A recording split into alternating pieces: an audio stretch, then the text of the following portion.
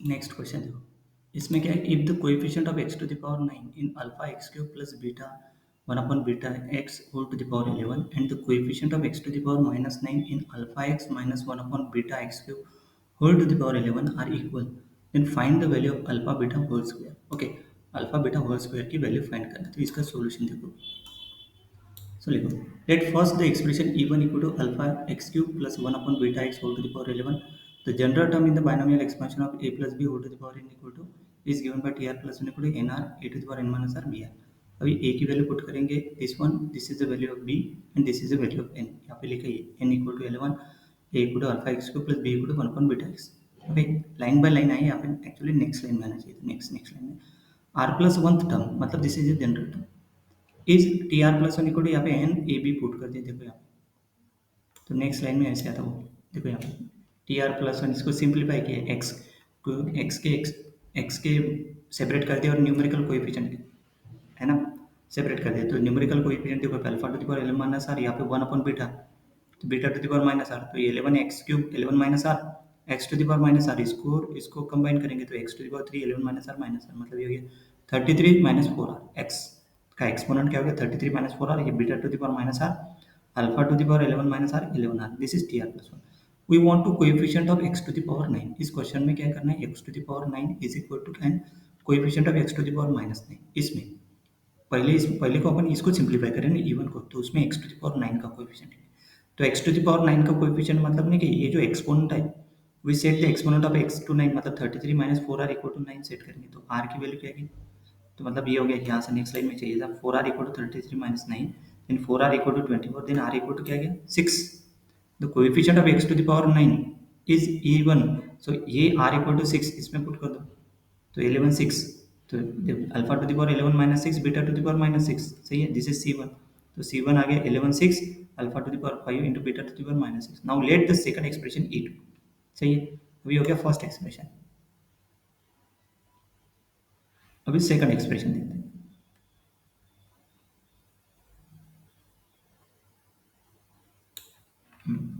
Now ये हो गया c1 आ गया। Now set the second expression e2 क्या दिया है इसमें क्वेश्चन में, देखो e2 इक्वल टू ये दिया, क्या है ये, this is e2 x to the power 9 minus 9 का कोएफिशिएंट देखना है। तो देखो ये e2 है, इसमें a क्या है 11, सॉरी n क्या है 11 है, a है अल्फा x और b क्या दिया है minus 1 upon beta x cube. So the k plus one term, जैसे ऊपर में जो लिया ना अपन ने, ये लिया ना अपन ने t k plus one term, कौन सी ये r plus one equal to ये ना a to the power n minus r b to the power r, इसमें पुट करो, देखो पुट कर दिया यहाँ पे k plus one term 11 k alpha X to the power 11 minus k minus 1 upon beta X to the cube बोल के इसको सिंप्लीफाई कर दिया, x के एक्सपोनेंट वन साइड, मतलब x का कोएफिशिएंट, और मतलब x का कोएफिशिएंट वन साइड लेंगे, न्यूमेरिकल कोएफिशिएंट उसका, देखो न्यूमेरिकल कोएफिशिएंट जो वैल्यू है वन साइड, जैसे alpha to the power 11 minus k separate x to the power 11 minus k, so minus 1 to the power k beta to the power minus k x to the power x cube whole to the power minus k, so T k plus one ही आ गया। So we want the coefficient of x to the power minus 9. So we set the exponent of x to minus 9. तो 11 minus 4k equal to minus 9. तो 4k equal to क्या आ गया 11 plus 9, तो 4k equal to 20, मतलब k equal to क्या आ गया 5। अभी ये k equal to 5 जो है, वो जो है अपन इसमें पुट करेंगे, इसमें एक्सपोनेंट ये जो है ना, कोई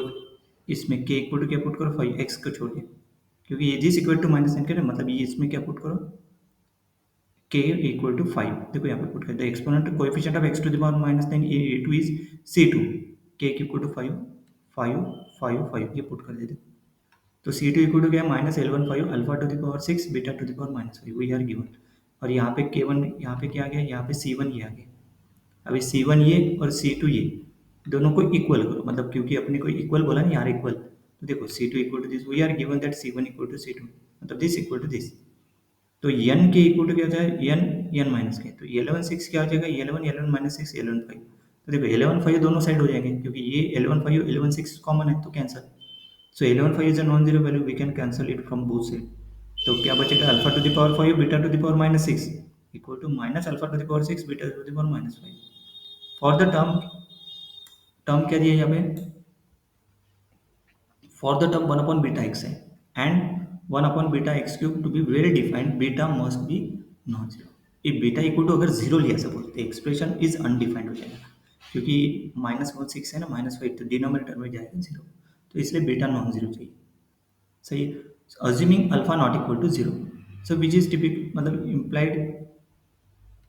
trivial case where the expression is not binomial, so coefficient become zero। तो अज्यूम करेंगे alpha not equal to zero, divide both side by करेंगे अल्फा टू द पावर 5, तो beta to the power -6 equal to आएगा minus alpha beta to the power -5, multiplying by beta to the power 6 करो तो 1 equal to क्या आएगा minus alpha beta. अपने value क्या निकालना है अपने को, अल्फा बीटा स्क्वायर, हो गया फाइनल आंसर। 1 इक्वल टू क्या आ गया यहाँ पे, 1 equal to minus alpha beta, तो इसका स्क्वायर कर दो, मतलब alpha beta equal to -1, we need to find the value of alpha beta whole square, मतलब अल्फा बीटा इसका स्क्वायर किया तो -1 का स्क्वायर 1, तो फाइनल आंसर कितना आ गया 1। सही है, यही वैल्यू फाइंड निकाला था यहाँ पे अभी ये वेरीफाई किया है, ये जो है ना C1 और C2 क्या था उस हिसाब से वेरीफाई किया, बट अल्फा इंटू बीटा क्या था 1, जो इस क्वेश्चन में फाइंड करना है। सही है, नेक्स्ट।